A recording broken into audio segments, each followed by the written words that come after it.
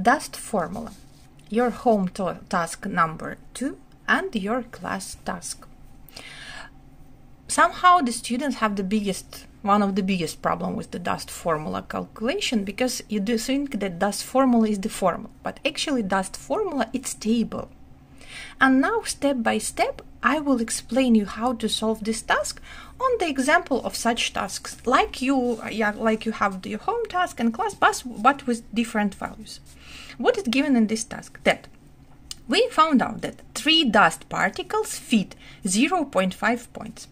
12, 10, 30, 50 and 30 particles fit correspondingly 1, 2, 2.5, 3.5 and 4 points. Nothing clear. What we have to do? You have to write in the column all points and then all dust particles and all points. How to do this? Like in this table.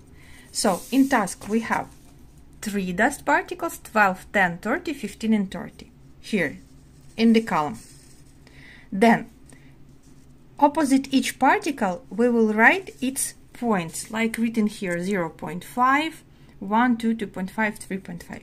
Here are they. In the task also given that 1 point equal 2 micrometers, or 3 or 4 or 5, it's given in the task. What does it mean? It doesn't mean that, for example, we have 30 particles and 4 points each. No, it's not 30 particles in 4 points. It means we have 1 point which fit 1 particle, which fit 4 points, and we have 30 same particles. Or we have 12 particles fit 1 point. Each of them fit 1 point. So we have such particle in 1 point and we have 12 such particles. If 1 point 2 micrometer, each our point we need to multiply by 2.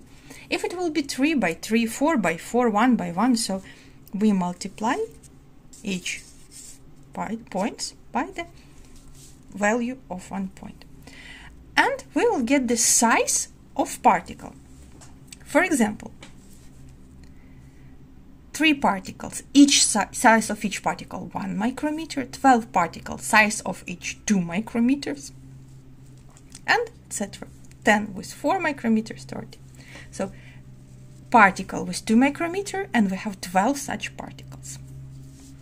Next, we need to do dust formula. What is dust formula? Actually, this is dust formula. Dust formula is table with division of the sizes by less than 2, from 2 to 5, from 5 to 10, and more than 10. Then you need to write here amount of particles with different sizes and calculate their percentage. So dust formula is this table. And now we need to fill this table. What do we have? Less than 2 micrometer. Do we have size less than 2? Yes, we have 1. How many particles? 3. So 3 particles is here.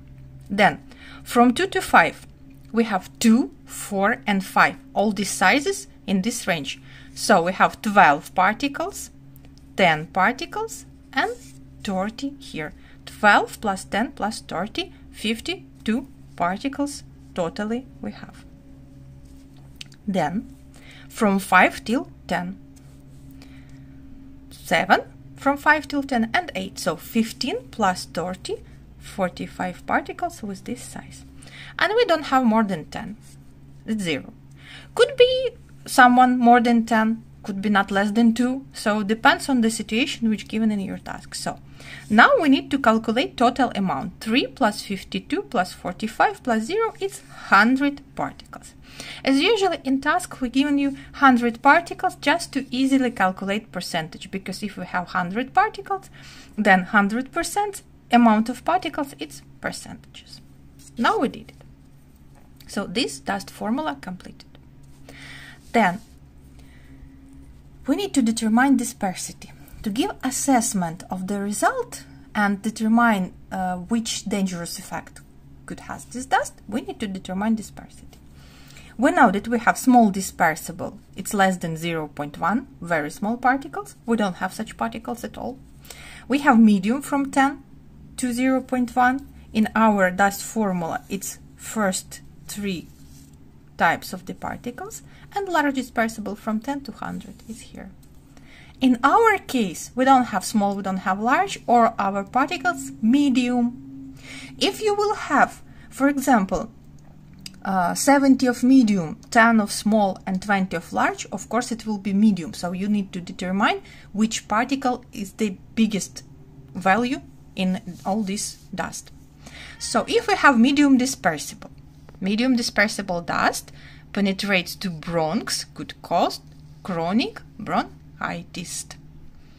So our conclusion that it's dust medium dispersible could cause chronic bronchitis. Preventive measures in one of the video I gave you, so all preventive measures is valid for the prevention of this dust effect, and planning measures, technological, technical, individual protection.